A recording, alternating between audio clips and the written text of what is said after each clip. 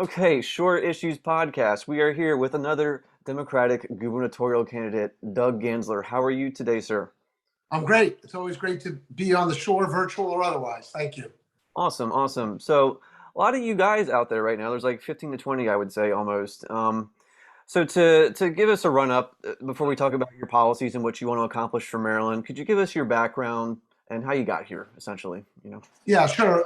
Yes, there's 10 candidates, and I'm very different than the rest of them in many ways. There's But only 10, really? 10 on the Democratic side. Yeah, yeah. Okay. I feel like there's Subject more. subject, subject to change. But yes, and I'm different than many of them in a lot of ways. One of which is I grew up in Maryland, and live about a mile and a half from where I went to elementary school in Montgomery County. And I went away for college and law school, and then came back, clerked on the Maryland Court of Appeals, which is the highest level in Maryland. Subsequently worked for 23 years in government. I was the state's attorney in Montgomery County. Probably the best known case you might recall was the Beltway snipers, but handled many other cases while here during my 8 years. Ran for and won the attorney general's race. Served 2 terms as Maryland's Attorney General, and was president of all the attorneys general across the United States, and then ran for governor in 2014, lost. I was the sitting attorney general, lost to the sitting lieutenant governor named Anthony Brown, and as a result of losing the primary, we have had a Republican governor for the last 8 years in Larry Hogan. I mean, they polled a week before that primary, and I would have beaten now Governor Hogan by over 20 points. And he ended up beating Anthony Brown by a decent margin. And during COVID, like all of us, I had time to reflect and think about who I am, what I want to do. And I've been doing some great things, working for nonprofits and so forth in the last few years. But there really became an urgency amongst many Democrats to have somebody that could win the general election as well as the primary, but really to win the general election. And so a lot of people talk to me about running. They do not like the one of the other candidates who's also run statewide and held statewide office. So I thought about it, talked to a lot of people on the shore, and decided to go ahead and run. Okay. Could you give it, so when you were a state prosecutor, could you give an example of like an achievement or something you did that you're proud of that sort of informs something about your policy positions today, for example? Can you do that? Yeah, I'm unabashedly pro law enforcement, pro public safety, and I think that distinguishes me from the other 9 candidates in the Democratic field. I've been a prosecutor for 22 years. I was an assistant United States attorney, federal prosecutor under Eric Holder, mostly doing homicide cases, and had the Georgian diplomat case. It was probably the most well known there. But then when I became state's attorney in Montgomery County for the 8 years, we did a number of things. And I think you have to recognize that we want to bring crime down, but we want to bring justice up and make sure that people feel comfortable with our justice system and that it in fact is fair. And so I was the head of the NAACP Criminal Justice Committee in Montgomery County starting in 1989, started working on diversity issues, de-escalation issues, training issues. When I became state's attorney, I was the first state's attorney's office in America to fully implement community prosecution. And so that means prosecuting by crime, not by crime, but by neighborhood and jurisdiction. So for example, you're in Talbot County, and I'm proud to have the endorsement of Scott Patterson, the state's attorney in Talbot County. In fact, every Eastern Shore state's attorney, Democratic state's attorney in recent times has endorsed our campaign because of what we've done. But if you're in Talbot County, you would have prosecutors that were assigned to Tillman Island. You have prosecutors assigned to St. Michael's. You have prosecutors assigned to Easton and parts of Easton, so that they're working with community police to identify and recognize crimes and be able to prosecute them more effectively and efficiently while building the trust between law enforcement and the communities they serve. I started the first drug courts in Maryland's history to try and get people away from being put in jail for nonviolent crimes, so we could focus on the gun violence and more violent crime. I started the first domestic violence dockets in Maryland's history as well.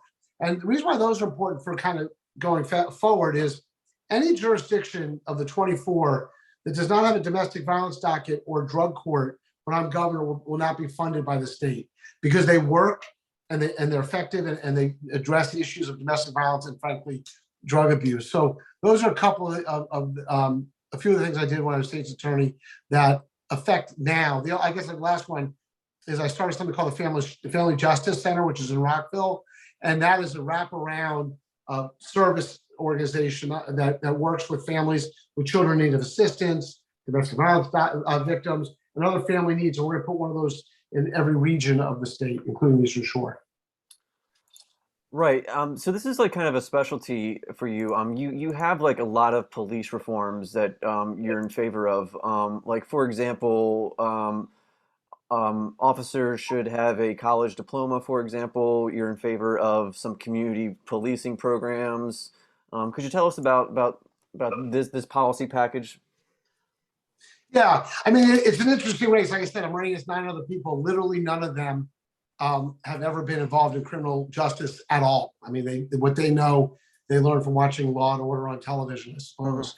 And crime is a really big issue. It's exploding throughout the state. And what I say, I just said this last week on the radio up in Baltimore. I said, look, if you want to eradicate crime, if you want to make Baltimore safe and Maryland safe, I would ask for your support. If you think what's going on with crime right now is just fine and dandy, I would think you should consider supporting someone else. So yes, this is my specialty, and it happens to be an issue that's very, very much on the minds of Marylanders. And again, with the justice component, which you asked about. So one of the things I did, for example, when I was state's attorney, is every time a police officer shot his or her gun, I didn't whitewash the case. I put it into the grand jury, let 23 people from the community decide whether or not that was a justified shooting or not. And the idea you mentioned about the police, I think giving an 18-year-old a badge and a gun and saying have at it is not a great idea. So I think we ought to require 2 years of higher education, whether it's an associate's degree at the community college or some other advanced education. So not only are you more mature when you become a police officer, but you learn about cultural sensitivity, you learn about diversity, you learn about de-escalation techniques. Part of community prosecution, when you prosecute along with community police, is prosecutors actually go to the police police roll calls and work with them on new training techniques and what's going on, what the new laws that have come down say you can and can't do. Another thing I want to do, and we did this when I was a federal prosecutor, is every time a new case came in, a felony case came in, you'd meet with the prosecutor right up front to determine, make sure you have the right charges against the right people, you've gathered the appropriate evidence at that time, and frankly, you could divert out cases that shouldn't be in the system in the first place. So that's another sort of reform that we would do. When I was Montgomery County State's Attorney, we got rid of tens of thousands of stale warrants, cleared out the warrants so that you can have the warrants available for those who law enforcement is actually trying to apprehend. And of course, the other issue is to get rid of the proliferation of guns being toted around by convicted felons. I mean, look, different people have different views on guns. Most people think it's totally appropriate if you want to have a firearm in your house to protect your family and keep it safe, that's fine. Most people also believe you don't want to be able to go into a gun store and buy, AK-47, a grenade, a tank. So there's really is middle ground here. But I think we all would agree that convicted felons should not be toting around guns. Those are exactly the people that you don't want to have. So that's something as well that we actually put those people in jail. And the final thing I guess I've been talking about a lot lately, which I think is really important, is school resource officers. Make sure that we have school resource officers in our high schools, and they obviously are a deterrent, to say the least, against shooters. A school shooter, somebody would come in to shoot up a school, and parents don't want to drop off their child in the morning and wonder if they're going to come back at the end of the day. But they also are able to identify sort of who's supposed to be at the school, who's not supposed to be at the school. They can resolve and work out smaller potential criminal issues that happen in the school, so we don't sort of pipeline kids into the juvenile justice system and brand them for life. So there's a lot that we can do in the criminal justice system. Cool. So I kind of want because Hogan, for example, is a guy who says that he's a real big law and order type of guy, and I kind of wanted you to compare and contrast your policies about this versus like the way he approaches like his refund the police initiative, for example, or cutting funding to Baltimore to give them helicopters, for example. Like, are you in favor of these type of policies? Like, could you compare and contrast you with Hogan a little bit? Yeah, look, I think I come out at the law enforcement issue with a recognition that crime disproportionately affects communities of color and underserved communities. Hmm. And so I think the sort of perspective from which I bring how to make sure that we are tough on violent criminals, but recognize that we need to address the sort of causes of crime, root causes of crime, I think is where I differ a little bit with Governor Hogan. The second way I differ with Governor Hogan is that before he became governor, he was working out of an office park in Prince George's County as a real estate developer. I've been a prosecutor. I've been in criminal justice for 22 years. And so I've sat on sidewalks with mothers who have lost their only child to gun violence. I've personally prosecuted, a variety of crimes. I prosecuted a guy named Robert Lucas who slaughtered Monsignor Thomas Wells in his parish house at night. The guy named Terrence Green shot one of my cops, made him a paraplegic. Kyle Olger was lying on the ground talking about making sure that somebody takes care of his young son. He later died. I personally went in the courtroom and prosecuted that case. So I think the difference between Larry Hogan and I, and frankly, the people I'm running against now, is that I actually have done this. It's not when you get up on a plane, when you fly in a plane with a pilot who has had 200-300 trips as a pilot, or would you get on that plane with somebody who's read about how to be a pilot? And I think that's the difference in terms of law enforcement and criminal justice that I bring to the table in this election. Now, in terms of Governor Hogan calling for more police, I'm 1,000% behind that. We need more police. We need them to be better trained and paid better and support them better. And we have to make sure we identify and root out the bad police officers that are there. But we need to make sure that we have more and better trained police officers so people not only feel safe, but they are safe. Well, okay, so it seems like you want to so you want more police, but you also want the police to be better trained. Like, if you Yes. were to implement this type of policy, wouldn't the higher threshold for what is required to become a police officer, wouldn't that wouldn't the amount of people who are eligible to be police officers drop off to an extent? Maybe, maybe not. If you pay them appropriately for somebody who is pulling over somebody in the middle of the night with tinted windows and rolling down the window, not knowing what's on the other side of that window, and these people are out. The police officers and first responders are protecting us. The number one job of government is to protect the safety of the citizens, and I think that we need to make sure that we do that, and that we need to make sure that we have appropriately trained police officers, well-paid police officers, and make it a profession that, again, like it always was, where people revere their police officer. We had somebody, we had the officer. I'm old, so we had officer friendly, when I was younger. But to establish those relationships, I started an inner city lacrosse league. I still play lacrosse. I started a league up in Baltimore 10, 11, 12 years ago called Charm City.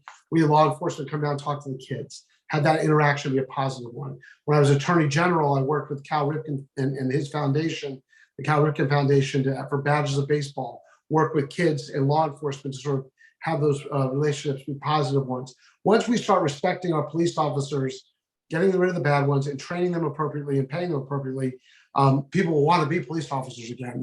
We've never had these problems before. We have them now. I live in Montgomery County. We have over 1.1 million people. There's 13 cadets in new trainees in the police department. To your point, it's hard to get police officers now. We need to make it a place where people want to work. Right. So it also seems like you want to be harder. Like it says here, bring every police shooting to a grand jury. So that there's greater oversight. There's higher stakes for police for systemic abuse, getting away with crime, whatever the case is. Like, you're in favor of you know grand juries for police shootings, for example. Well, like I said, yeah, I did that in Montgomery County. It worked really effectively. Hmm. It gives confidence to the community that you're looking into why that police officer shot his or her gun. I come from the school of thought that people don't become police officers so they can wake up in the morning to shoot somebody. I think that it's a very difficult job, but if you're well trained, you'll have justified shootings when you should and not when you shouldn't. So I think that police reform and law enforcement reform is something I've been in front of for decades, but I also recognize that we need to make sure we're prosecuting people that are committing crimes. And so, I argued for the United States Supreme Court and won that case 9-0 to keep a sex offender behind bars. I prosecuted public corruption. In fact, after I left office, I represented the Commonwealth of Pennsylvania in this huge public corruption law case that identified judges and got judges removed from the bench that were engaged in corruption, and law enforcement as well. And we need to make sure we're vigilant in terms of getting rid of the few bad law enforcement officers that sort of paint the rest of the law enforcement officers that are literally decide to get into that business to protect us with a bad brush. So we need to make sure we sort of have a very balanced approach where we bring crime down and justice up. Okay, yeah, so that kind of leads into your criminal justice reform and public safety, and there's a lot of policies in here that are kind of to bring Black folks up to an even keel, because of historical oppression they've experienced. Could you explain some of the policies that are in this package for criminal justice reform? Yeah. Yeah, there's a lot of them. We talked already about the sort of police getting a couple, having some, a background in higher education. We talked about paying police officers more, getting more and better trained police officers, having community prosecution where prosecutors working with community police by neighborhoods and jurisdiction to identify those officers, making sure we have, one of the things that people forget about the role of the governor is he or she is picking the judges. We see it on the Supreme Court of the United States with the president, same thing at the state level. So we need to make sure that we pick judges, that I select judges that have often have a background in criminal justice, so they recognize, how to appropriately sentence hardened and violent criminals. We need to make sure we have drug courts throughout the state, domestic violence courts throughout the state. These are all issues in terms of justice reform. Talked about shootings and putting those in the grand jury.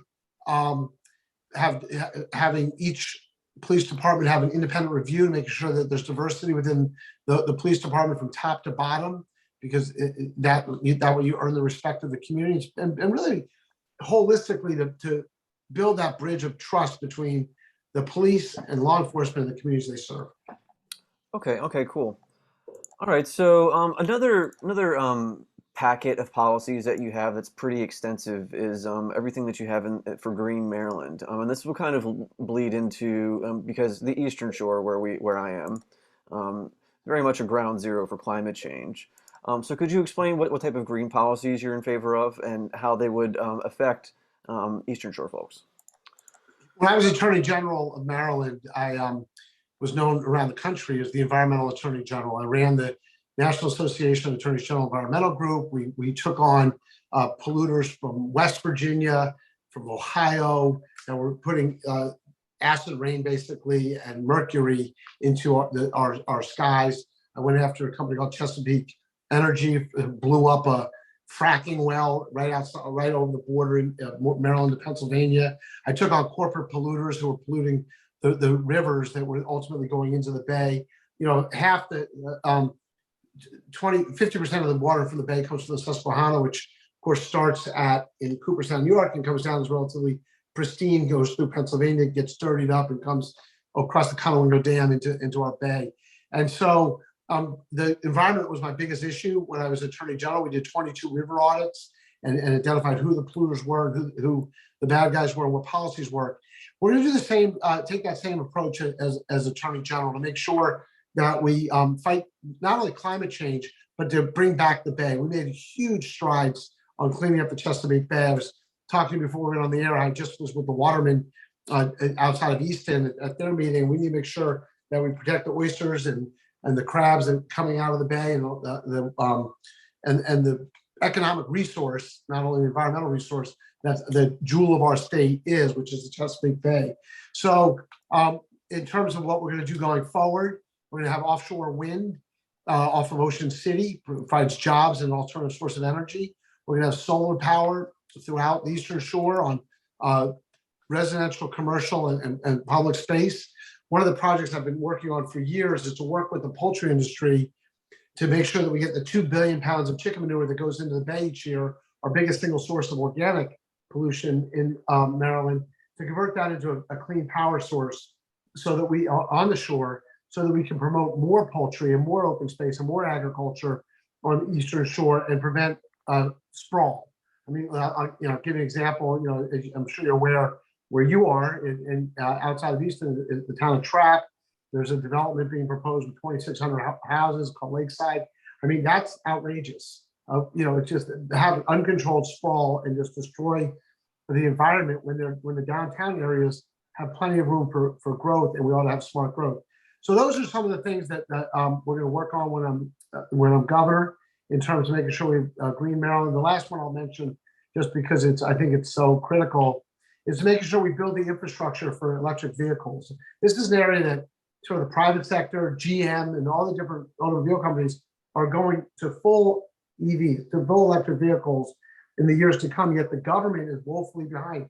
If you walk down the street in Salisbury and Pocono City and just pick a place on the shore and you walk down the street, you will not see charging stations. Yet the expectation is that we're all going to be driving electric vehicles. So we need to make sure we have the infrastructure there available for folks in every zip code and in the rural areas, where we're going to make sure we have broadband and no longer ignore the rural areas for Democratic governor, to make sure that we have charging stations as well.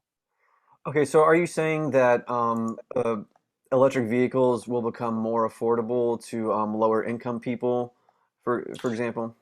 Yeah, they will become more affordable to lower income people. I think where the government gets involved is on in the charging station. So that lower income folks that need to go to get their electric vehicle charged at I was one of a public charger, one that's at a library or a shopping center, that they can get the necessary discounts they need, and also at their homes, and when they charge overnight, that the bills can be subsidized as needed by the electric companies and by the government. But what I'm saying, and I think supply and demand would submit that as more and more people are buying electric vehicles, just like non-electric vehicles, there'll be a range. There'll be your Jaguar people, some of the people I'm running against are quite wealthy and have fancy cars. And then there's on down to, I bought my car at CarMax. So there's going to be the whole range of cars to buy, and they'll become much more affordable. Yeah. Okay. Talking more about transportation. What types of public transportation infrastructure are you in favor of expanding? Purple Line and Red Line, for example? Yeah, so the Red Line, when Governor Hogan canceled the Red Line, it was like taking a sledgehammer to Baltimore, and the amount of money that just went down the tubes is actually difficult to articulate and understand how it possibly happened. Oh, I've said it before on the show that he took that money and put it into highways that border properties that he owns. So yeah. Yeah. Well, and by the way, there's some validity to that. And so, as someone that was in government for 23 years, including my clerkship, it's hard to see how people use government to embed themselves while they're in office. But that said, the Red Line, yes, the Purple Line, we need to make sure continues to be finished. We need to make sure that we have the Southern Branch line going, the Southern Maryland line going from Branch Avenue, the Branch Avenue subway stop in Prince George County down into Charles County to alleviate traffic on Route 4 and Route 5 into Southern Maryland. We need to make sure we link Frederick to Shady Grove, so that people can get on the metro and get in DC. And as a mass transit project there, we need to make sure that happens. In the short term, we need to expand the MARC train. Right now, for example, in Frederick, which, I'm the candidate for the Eastern Shore, Western Maryland, and Southern Maryland. I'm the only Democrat that goes to those places. I'm the only Democrat that's been going to those places forever.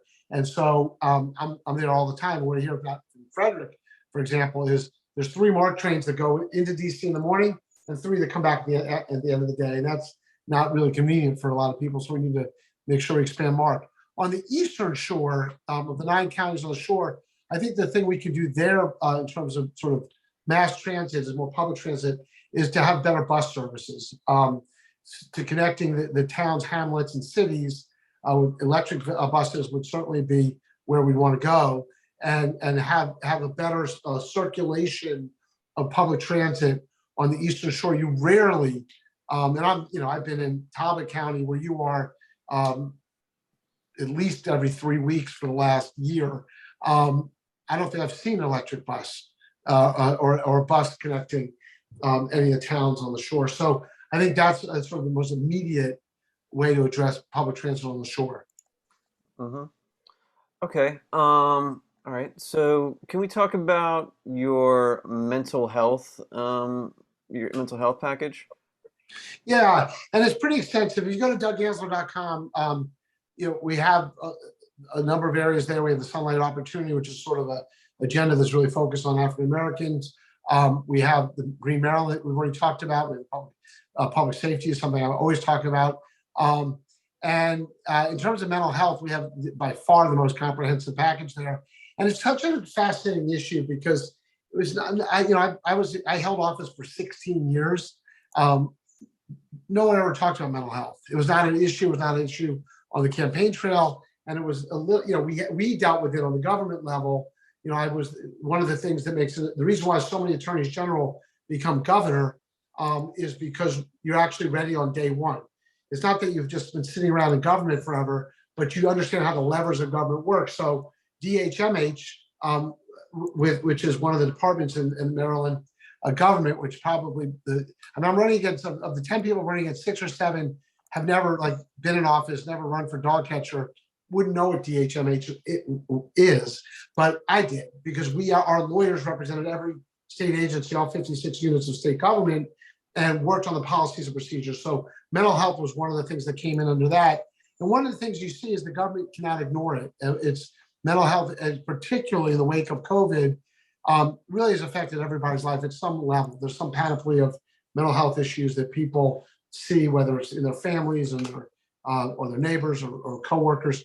And so some of the things we've talked about doing is making sure we have mental health, things like the Family Justice Center, but in each part of the state, including on the Eastern Shore, that has government run or certainly government collaborative efforts with nonprofits to make sure there's access for mental health, those who have mental health issues, to get the help that they need. One of the other things, the 2 areas that you see the most, veterans need to make sure that they have access to mental health, because that's an area that you sort of disproportionate spike in mental health issues. But 2 other areas are law enforcement. We need to make sure that first responders have access to mental health services within their departments, and schools. And we talk about violence in schools, talk about school shooters, kids that have been sort of locked up in their basement for the last couple of years, not been out and about. We need to make sure we have a mental health professional for every 250 students in every school in Maryland. We used to have the school nurse. You go to the school nurse when you're sick. Well, you have to have a mental health officer available, no stigma attached, someone there that kids can talk to about what's going on at their home and issues that they're confronting, so that they can get the help they need. Okay. Cool. So yeah, so one thing I want to talk about, and this is only kind of important because the political climate is changing so much right now. It looks very much like we're going to be moving into a post Roe v. Wade world this year. What type of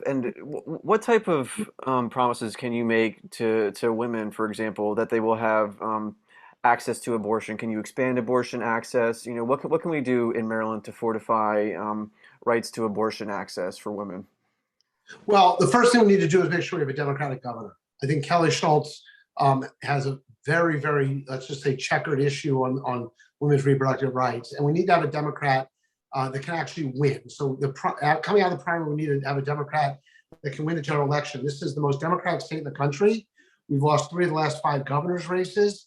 And we lost the last 2 in very, very, very Democratic years. This is going to be the most Republican year of our lifetime. Every poll, everything has shown that.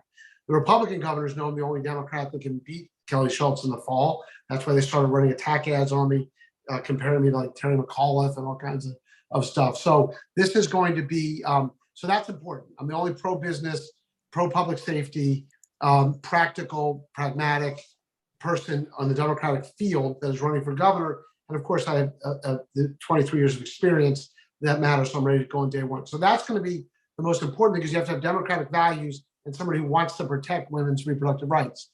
The second reason thing is you know I've done it. You know I'm going to be able to do it because I've done it before. I was the first person in Maryland in statewide office, in fact, in elected office, probably maybe in general, supporting marriage equality. I was 5 years ahead on marriage equality. I ended up writing an opinion recognizing out-of-state same-sex marriage here in Maryland at a time when marriage was between a man and a woman in the law. We recognized out those 6 states that had marriage equality.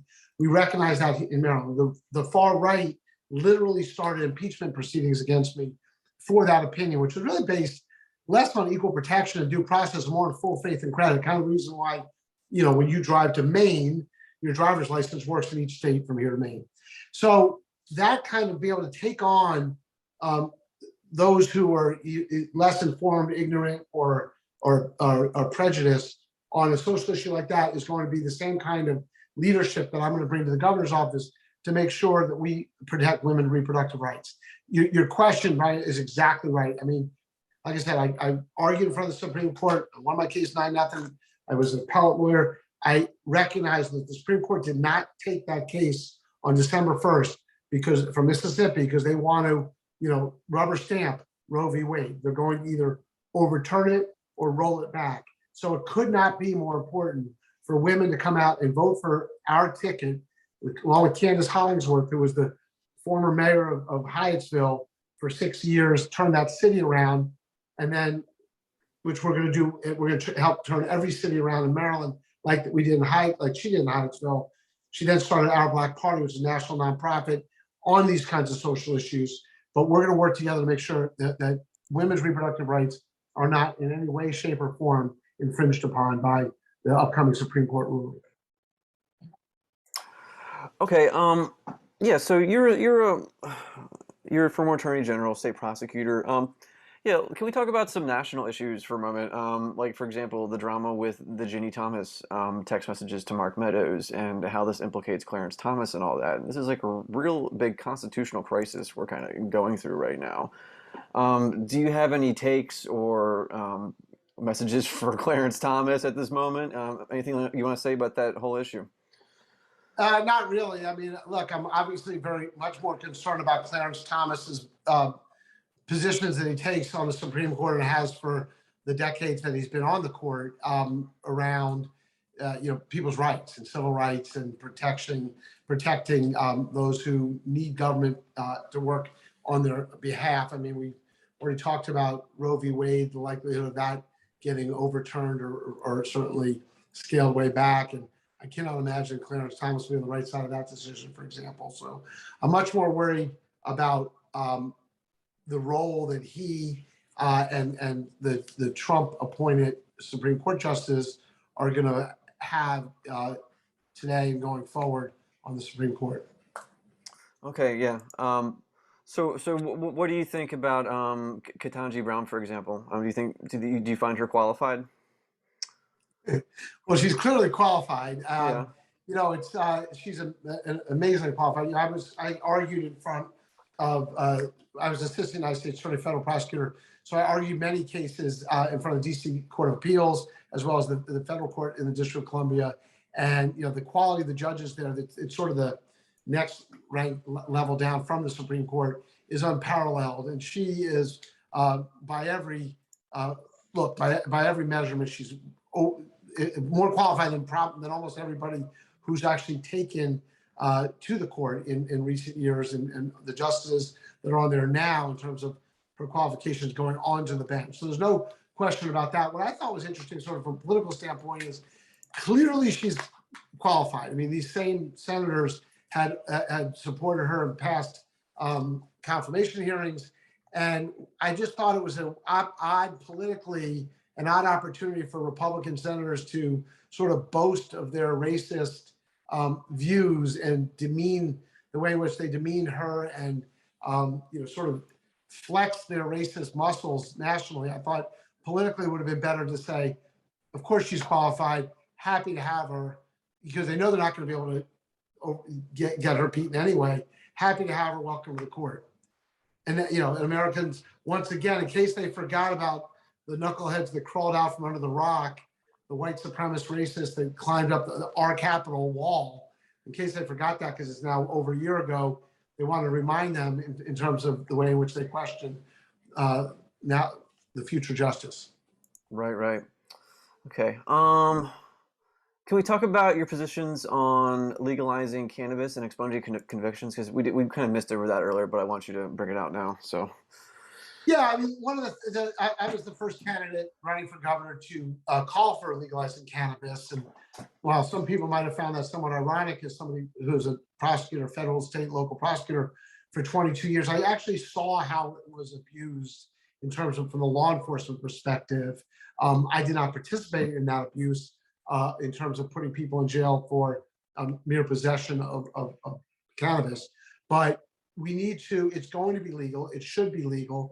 The question is making sure that we have a government that is effective and well run. I mean, one of my policies when I was running government offices for 16 years was hire the best and the brightest and let them do their job. Well, we need to, I mean, if you look at sort of how the procurement system has worked under Governor Hogan over the last 8 years, I mean, it's hard to overstate how bad that is.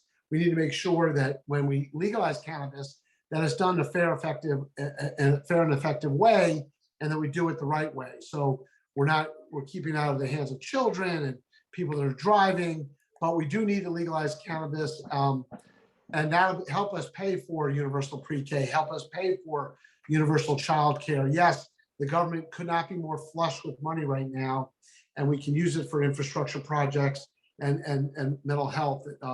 Get necessary mental health folks on board that we talked about earlier, but we also need to get universal child care and universal pre-K. So legalizing cannabis is something we'll do right away. Cool. Important to me. Can we talk about what your housing policy is? Do you aim to create affordable housing for people? Yeah, we need to make sure we have affordable housing throughout Maryland. That includes on the shore as well, and we want to make sure it's in the downtown areas. And what is affordable to one may not be affordable to another, and certainly houses in outside Denton are probably less expensive than those in Montgomery County on average. But we have to make sure that the people have a right to live in a home, or whether that's an apartment or a condominium or an actual standalone house. We need to do that without creating sprawl and do it in a smart growth way. On the shore, it's a little bit different than in some of the more urban areas where you got more transit-oriented housing. On the shore, we just need to make sure we have it throughout the shore, all 9 counties, and make sure it's close to our more circulating bus transportation, public transit routes. Okay. So you're in favor of raising the minimum wage. Do you have any other type of jobs programs that will help with employment and raising wages, policies that go that way? Yeah, I'm in favor of helping small businesses. I mean, Democrats talk all the time about raising wages, and obviously we need to raise the minimum wage so that if you are a hardworking Marylander and you work here 40 hours a week and you're getting your minimum wage, you're not below the poverty line. I mean, that makes no sense. And how do we do that? We do it by making sure we support our businesses, our small businesses and our large businesses. I mean, we're the richest state in the country. I'm literally running against people who are running on an anti-poverty campaign in the richest state in the country.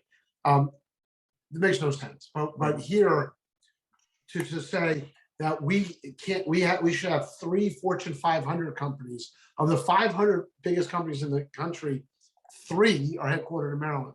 That's because we don't welcome them. We don't provide incentives and necessary government sort of help to get them to come here, so that when they are here, they provide jobs for people that we can pay those people the minimum wage. So the big companies, but also the small businesses, and that's the heart and soul of the economy of the Eastern Shore is small businesses, and we need to make sure that we provide access to capital for those businesses, that we streamline unnecessary regulation for those businesses, and those businesses can give jobs to people and then pay them minimum wage. Okay, okay. All right. Can we talk about education a little bit? What policies would you like to do to fix our education? Well, I already talked about school resource officers to make sure the schools are safe. People should not have to worry about whether their children are being sent off to school and are not going to come home, are going to be subject to gang violence or any other or gun violence in schools.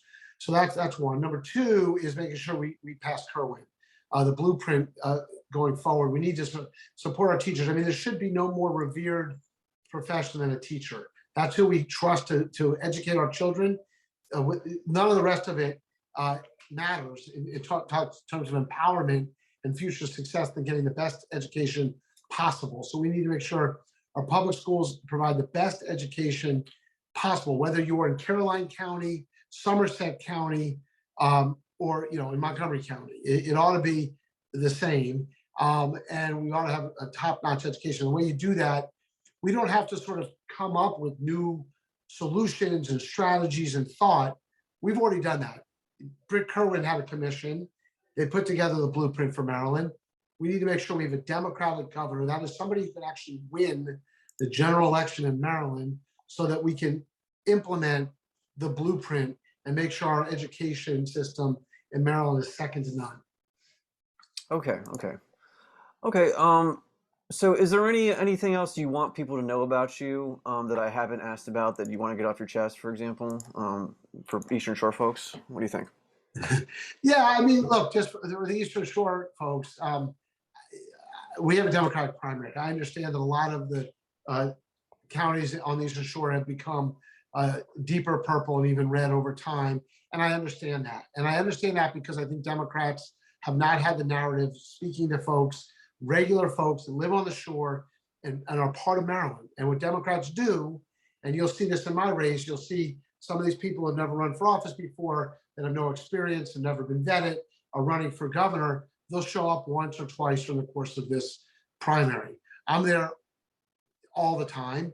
I'm there certainly at least once a month, if not more, to every part of the shore. In fact, tonight I'll be in Carroll County, not the Eastern Shore, but sort of the rural part of Maryland, talking to law enforcement, first responders, firefighters, and police, because I believe that we need to make sure that Maryland's safe. And I'll also be talking to the Wycomico County Democrats this evening. And so I understand the importance of the Eastern Shore. I literally come across the Chesapeake Bay Bridge and I just feel like I'm in God's country. I can relax. And it's That's how I feel beautiful. too. Everyone And over here is in agreement. Yeah. and everyone's over there, and it should be. It's beautiful. We need to protect it. We need to protect the open space, but we need to make sure that we have jobs for people. So when kids go up there, they don't feel like they have to leave. And so it's a wonderful, wonderful part of our state. And I'm the Democratic candidate for governor that understands it, appreciates it, and will be the governor for the Eastern Shore. Okay, cool. So Doug, can you tell us where we can find out more about you, your social medias, your website, so on and so forth? Yeah, the website's douggansler.com, DOUGGANSLER. And we're on Facebook, we're on Instagram, we do all the social media, and we're tweeting you every day. And it's going to be a crazy race. I mean, you have 10 people, like I say, you have 10 people, most of them never run for office. They have these sort of inspirational stories. They were shaving one morning and saw, hey, I see a governor in the mirror, and why not have that as a starter job? And I'm going to go, start my career in government as the governor. And then there's others of us that actually have experience, are qualified. Like Rashawn Baker was a former county executive of Prince George's. He's certainly qualified to be governor. We have, and then there's the tax collector who's, a little ideologically all over the map, but he's been in office for 36 years and has collected our taxes. And then there's these other folks. So you may or may not see some of them on the Eastern Shore. You will always see me. You'll see me during the campaign. You'll see me after when I'm governor. Okay, thanks again, Doug. Thanks for your time. Thank you. I appreciate it.